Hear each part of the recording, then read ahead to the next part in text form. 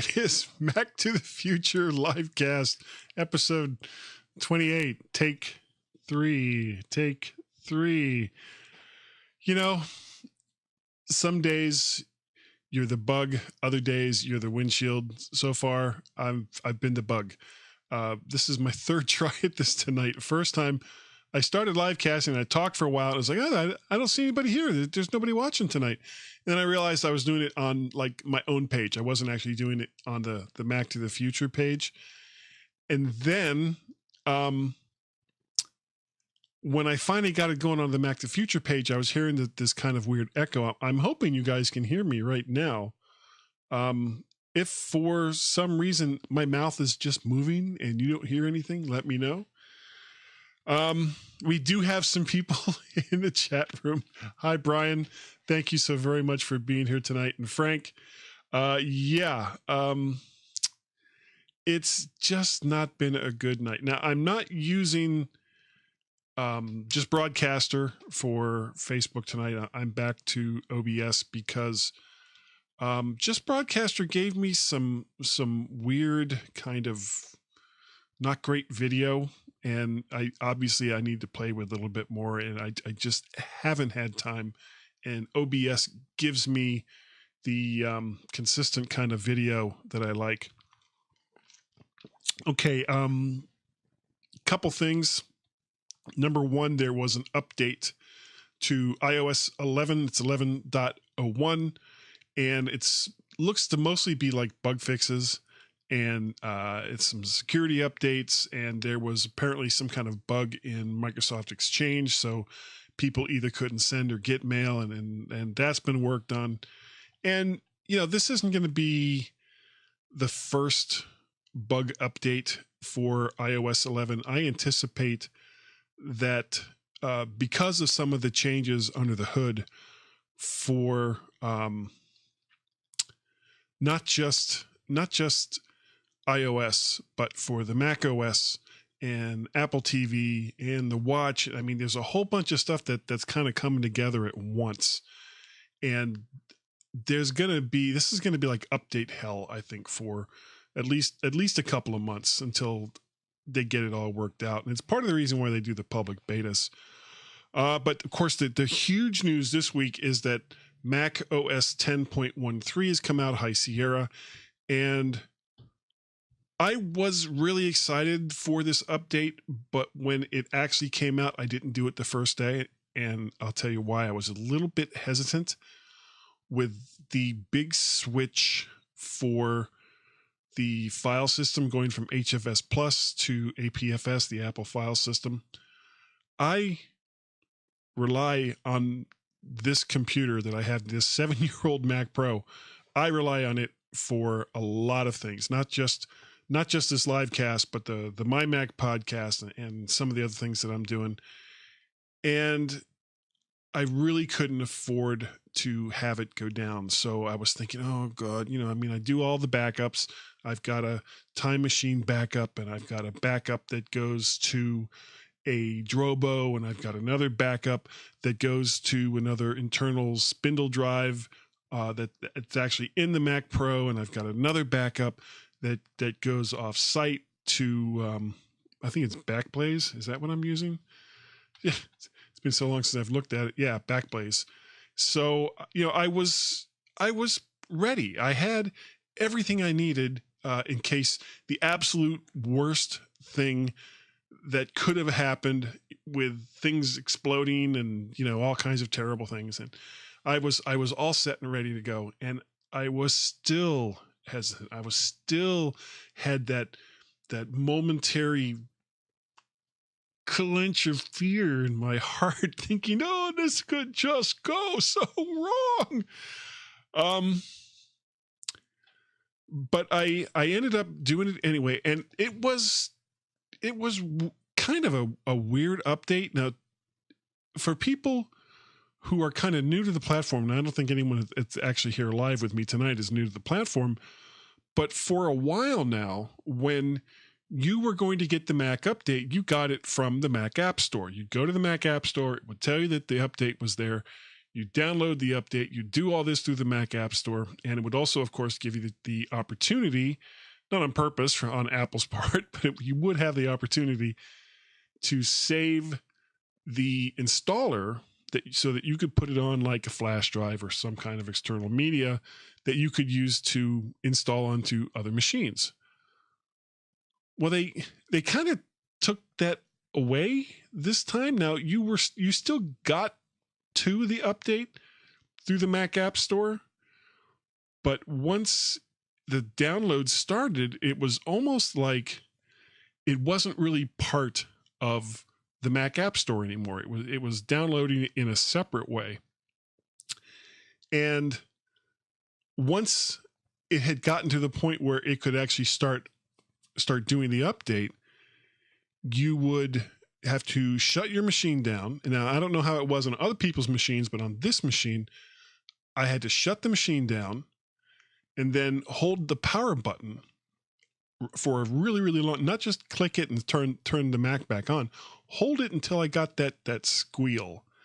And then a screen came up, didn't quite look like the normal boot screen, and a large progress bar shot across, and then that disappeared. It rebooted again, and then it started the actual installation process. And I'm guessing that first reboot was its way of changing the file system on the SSD, which I have as my main drive, to APFS from HFS Plus, and then it went through and did the rest of it.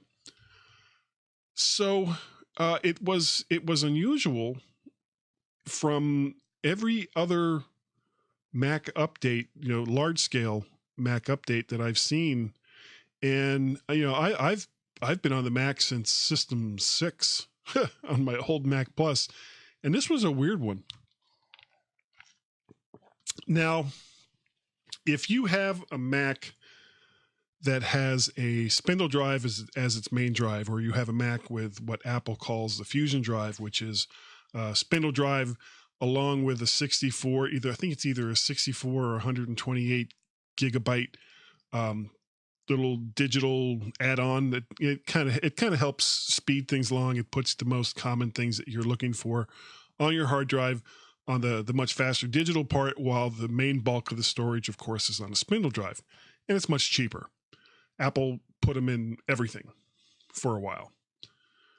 But if you have a Fusion drive or you have a spindle drive and you've updated to 10.13 High Sierra, you don't have APFS. You're still on HFS Plus, and Apple is saying that in the near future, that whatever the issue is with not putting APFS on spindle drives and Fusion drives, that's going to get worked out, and that they'll go ahead and release it.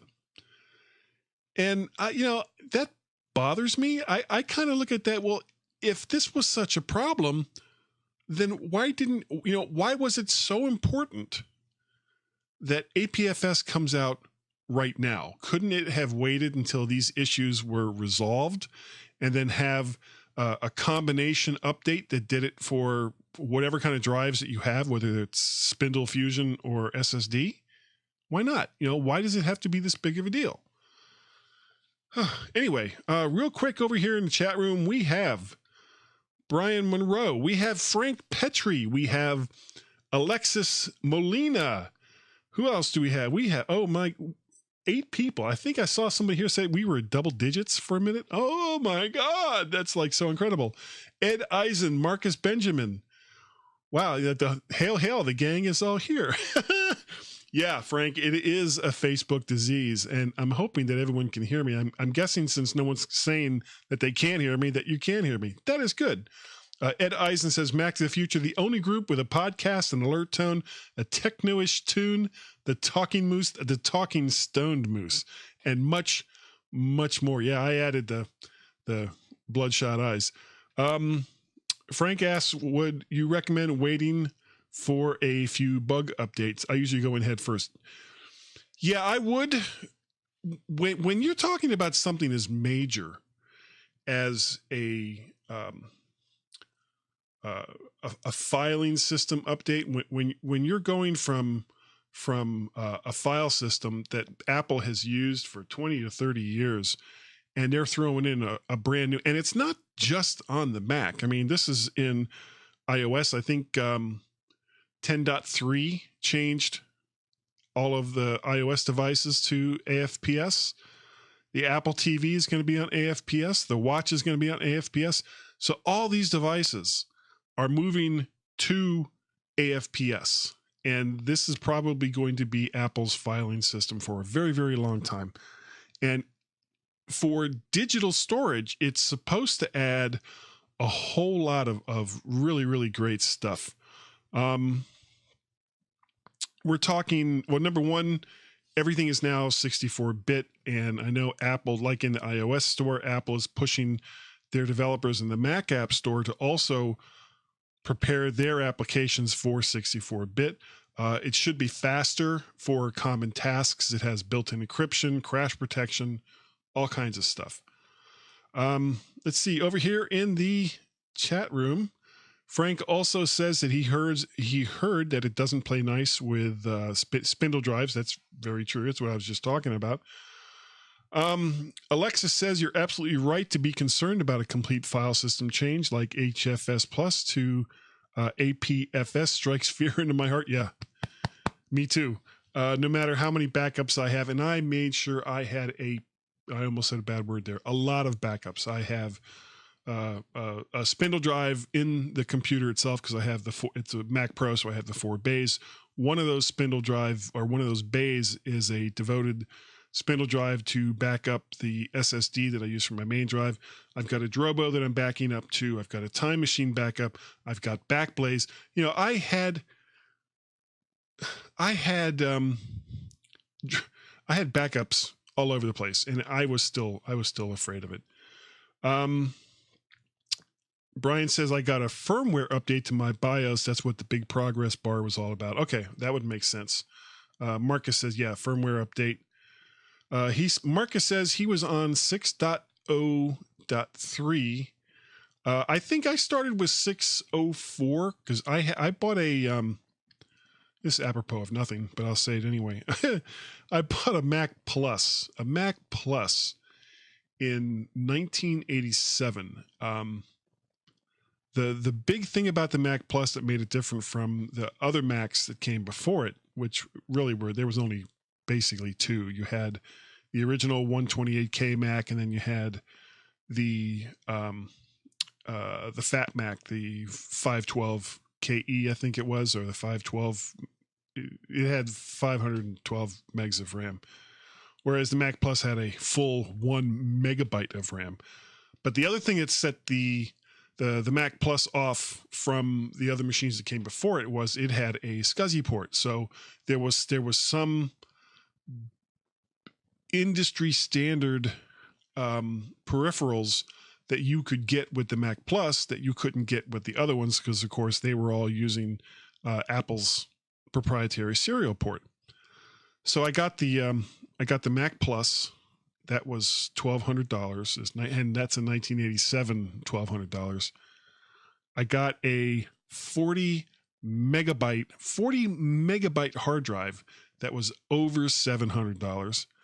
And then I got I still remember it. It was a Sakoshu SP1000 9-pin dot matrix printer. And you just knew when this thing was printing because in each line, and of course, not color, it's in black and white. So let's see here. So a lot of people, I guess, had the BIOS update. Apple was being conservative and doing a good job. This from Brian, doing a good job making sure that people did not have that problem. They must make sure that no data is lost, so it is good that they waited before rolling out APFS if it was not ready for Fusion and spindle drive users. I suppose. I just think that it would have, because I think it's kind of left a bad taste in some people's mouths, saying that just because I don't have super fast and if you get it from Apple, super expensive SSD, then I'm not allowed to have the new file system. So, okay, yeah, but Ed is also right. Here I am going back and forth. I'm so easily change my mind no matter what you say. Growing pains of a new file system. I choose APFS. You can use AFPS. Did I say AFPS? Shame on me. I meant the Apple file system. APFS is on millions of people's Apple devices. They wanted to make it work for the masses. Less people have macOS than iOS devices that are all SSD. That's, yeah, the Mac has become, even though that was the standard bearer for so many years, a lot of people, the only devices that they have from Apple is iOS devices, going back before that, iPods. Let's see. I am the most boring person on Facebook, according to Sonny. Okay. Well, are you still watching? Joke's on you, Sonny. Yes, it works fine with HFS Plus drives and all your other drives. Okay. Well, I think we've beaten that to death. Let's talk about some of the other highlights of 10.13. There was some real huge changes in Safari with its no cookie tracking blockage and stopping autoplay on web videos. And for those who don't understand what that means, basically you go to a shopping site, and I won't pick on the obvious choice, and you look at oven mitts for whatever reason. You like oven mitts.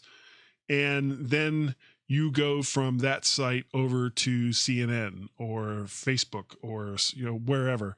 And all of a sudden, lo and behold, in the area where the ads usually show up on some of these other sites, you see ads for oven mitts. How did they know that you were interested in oven mitts? They know because when you went from the shopping site to someplace else, they throw a cookie in. And this cookie is basically saying, hey, other site, when you have your little spots for ads, make sure you put up oven mitts because this person really, really seems to like oven mitts. Like Sonny, I'm sure, is a huge oven mitts fan.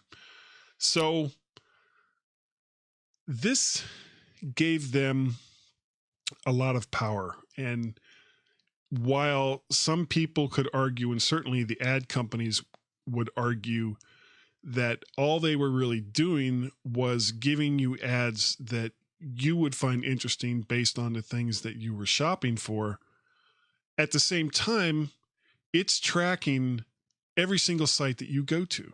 So you go from Amazon to CNN to Facebook to, wherever. And these ad companies, and possibly even some of the sites that you've gone to, now have a trail of where you started, where you stopped, where you went to, where you branched out, and they kind of know quite a bit about you. And if this doesn't bother you, it really should. So Apple is basically coming in and saying, all right, we're not going to let this happen with Safari. We're going to make it so that those cookies can't operate. And I've already run into, now, I just put on APFS last night. And after it was done, I started surfing around a little bit. And I went from someplace over to CNN. And already there was this big block up saying, well, whitelist us so that we can do this. And it's like, this is the same thing that happened when they started doing some automatic ad blocking, where sites that you had gone to 100 times before, all of a sudden were like, no, you can't see our stuff because you're not looking at our ads. Well, then you need to find another way to monetize your site, because you don't get to tell me what sites I can go to and what sites I can't. You make it difficult for me to go to your site.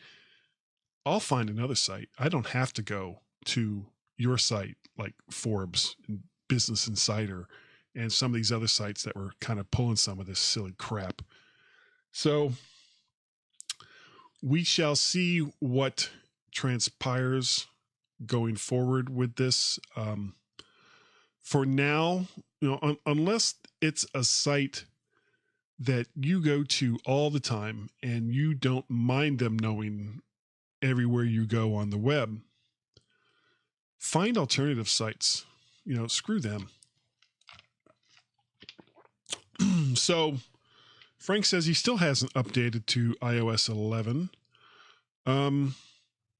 I didn't have a problem with my phone and my iPad and everything else that I have that's iOS updating to iOS 11. And for the most part, it's been relatively flawless. I know that for the first day and a half, battery life really, really sucked. But apparently, according to most of the sources that I was reading, that had more to do with the devices indexing themselves. So it was using a lot more juice. And okay, it's been fine since then. So I'm not that worried about it. I mean, even my watch had that watch is good for 2 days with battery life, but not right after the update. It got kind of dark kind of fast. We have Diana Rose. Hi, Diana. She says that she's glad that Safari got rid of cookie tracking, as I really hate that stuff. No one has the right to track my activity. Right on. And there are other ways to advertise your products to me without stalking me. And yeah, I completely agree with that. Brian is also telling Frank that he should update. Thanks.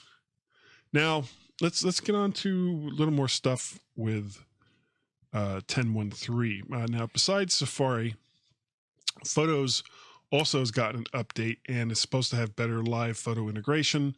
And there are some new tools. Well, I'm not a photographer, and I don't play one on TV, so I have no idea whether Photos is worse or it's better. I know a lot of people were completely freaked out when it went from iPhoto to Photos. It has never really been a big part of what I do on the Mac. And I guess, especially because I have kids and all the rest of that and big family, I should care. Photos have never really been a big part.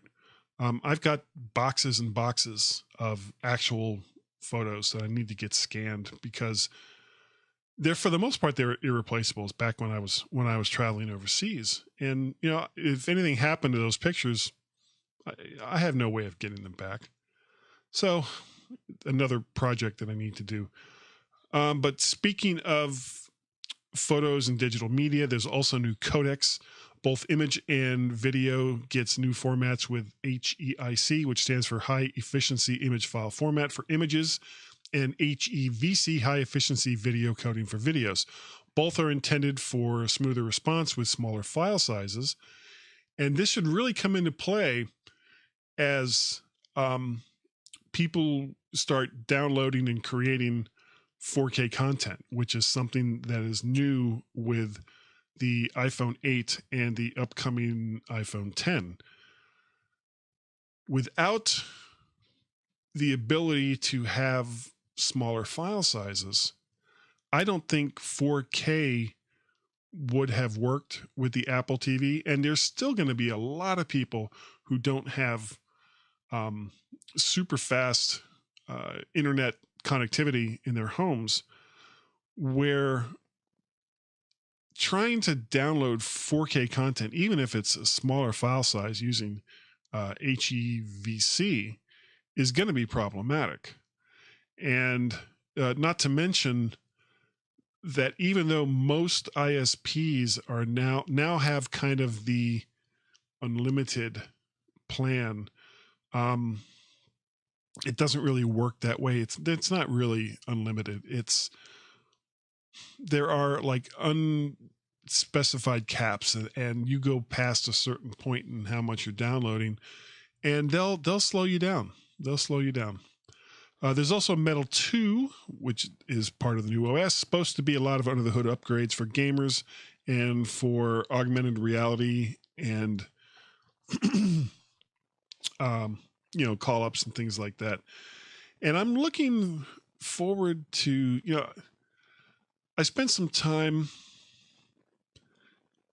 kind of perusing the web today, looking at some different things that was related to these updates. And of course you have, and I posted something over on the Mac to the Future Facebook page. There, you always have these trolls that are like, oh, well, Apple's updates and blah, blah, blah, they force you to do this. And that's like, oh, for the love of God, shut up. They talk about how different companies had augmented reality on their phones 1 year ago, 2 years ago. And what they never really mention is that it just sucked. It was a terrible experience. Nobody was going out and buying these huge ass Samsung virtual reality glasses and slapping them on their head. Now in the commercials, you can see you've got this whole group of people going around standing, oh, look at this. Oh, that's just amazing. But the thing is, nobody really does that.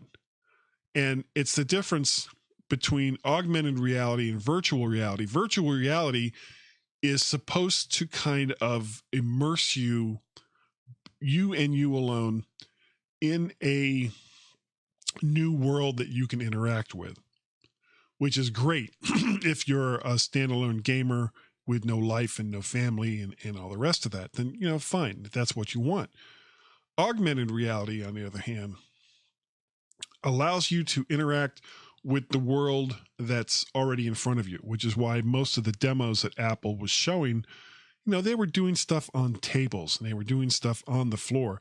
And the people that were doing it didn't have big ass helmets on their head. They didn't have Google glasses. They didn't have all this crap on them. It was just their phone in front of them looking down on the floor as they played a game or stacked boxes or whatever it was that they wanted to do. And it does it all right from the phone that you already have, assuming, of course, that you have at least an iPhone 8 or the 10. I'm still on a 6. I'm not going to be getting any augmented reality while I'm on the 6. And I don't believe it will work for the iPhone 7s either. But, this is stuff, you have to roll this stuff out, see where it goes.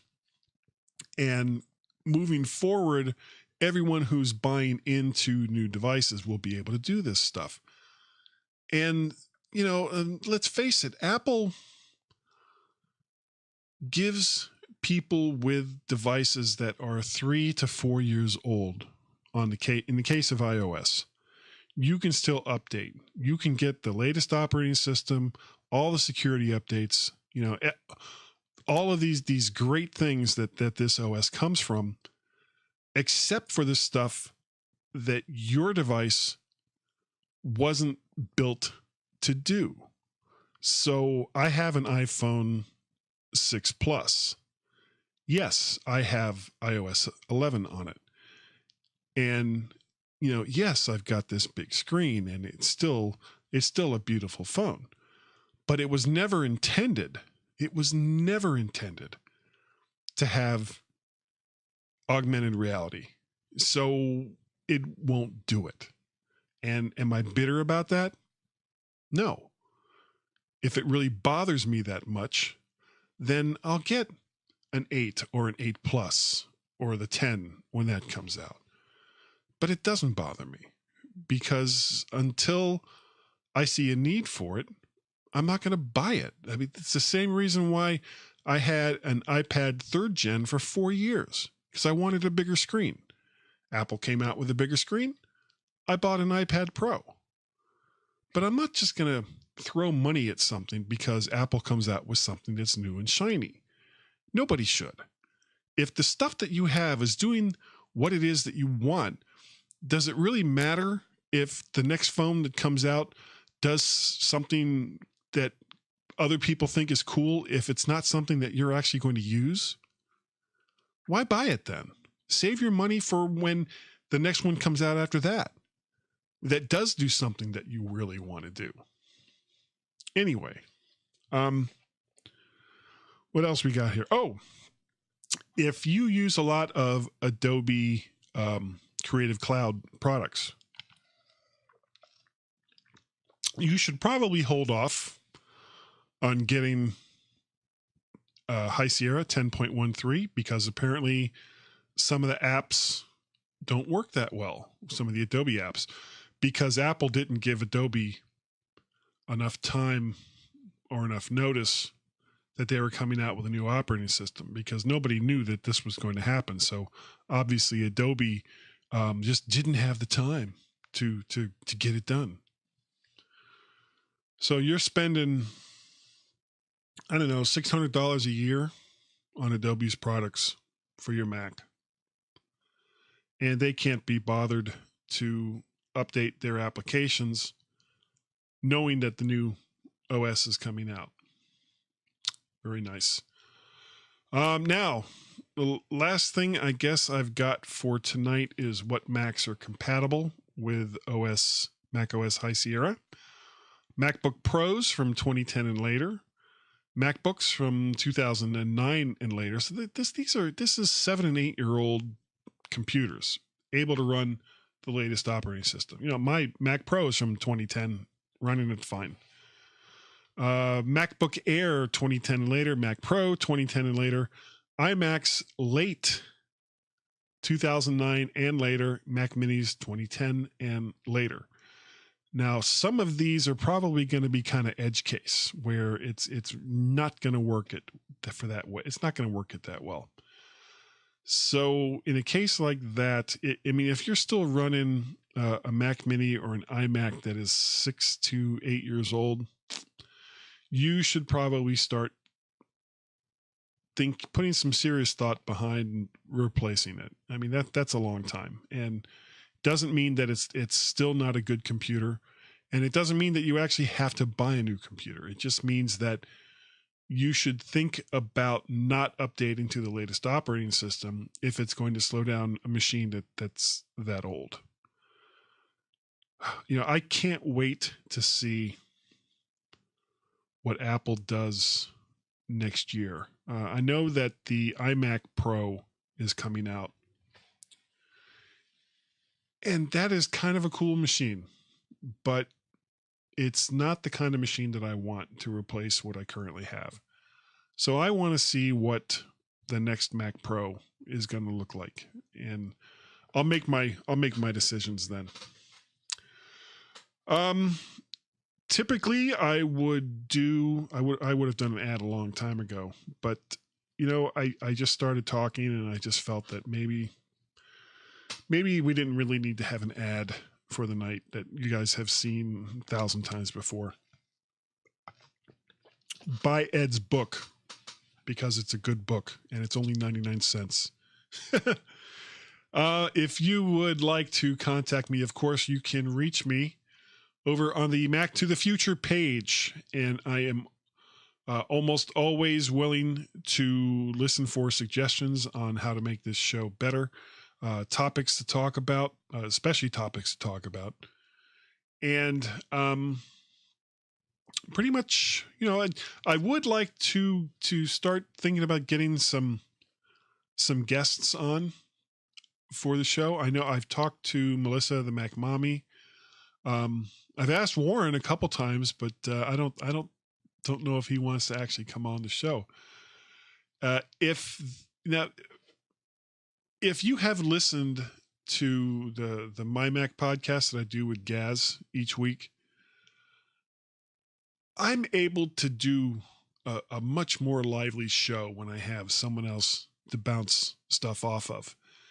And I miss that. Even with this show, I do kind of miss that. So I would like to start bringing in some people that would be interested in talking about certain subjects. So if you have like a cool hobby or something that you feel that the rest of the Mac to the Future community would be interested in hearing, go ahead and contact me. You know, all you need is Skype. and a webcam. That's it. And I'll take care of everything else. Like I said, you can reach me through the Mac to the Future Facebook page. You can reach me, Guy at mttfgo.com, as well as Guy at gsearle1, the number 1, at gmail.com. I can be reached on the Twitters at MacPettit. And we have a Skype number. Please call this damn Skype number. 703 is the area code, 436 9501. What I need to do is work up some graphics when I'm talking about these ways to contact me, so it'll poof up right there on the screen. 703-436-9501. I'm Mac Parrot on the Twitters, Guy at mttfgo.com. And I think that is going to about do it for the evening. Though before I go, let me take one last look over here in the comments.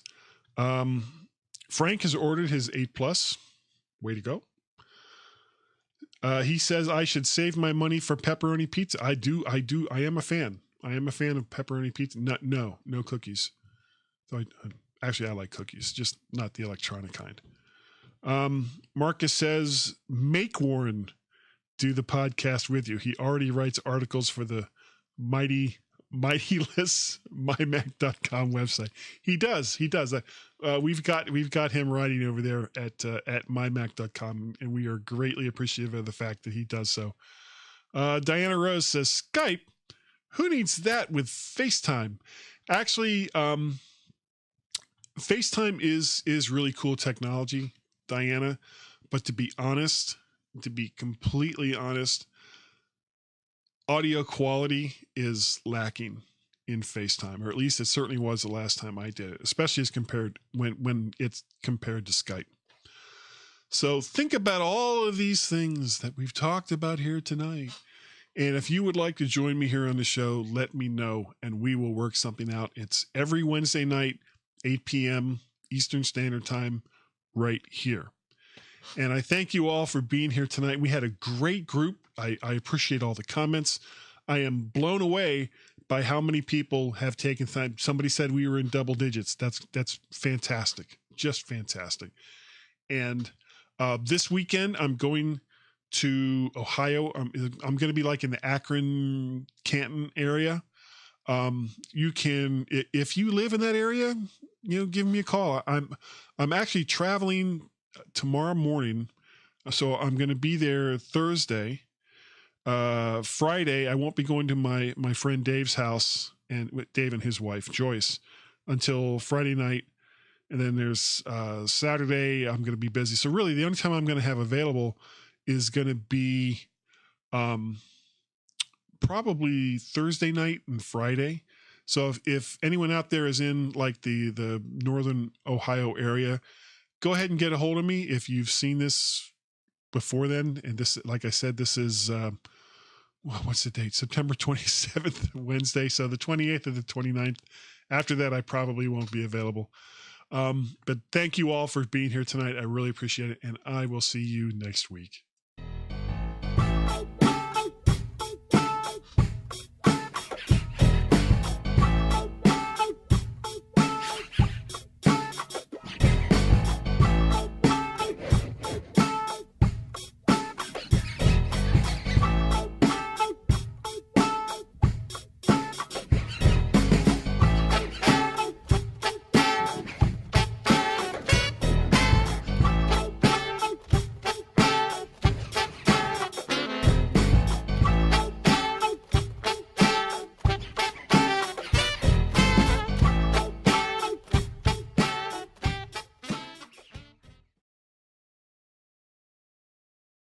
I just got to wait for it to finish in the live stream with the closing credits and all the rest of that stuff.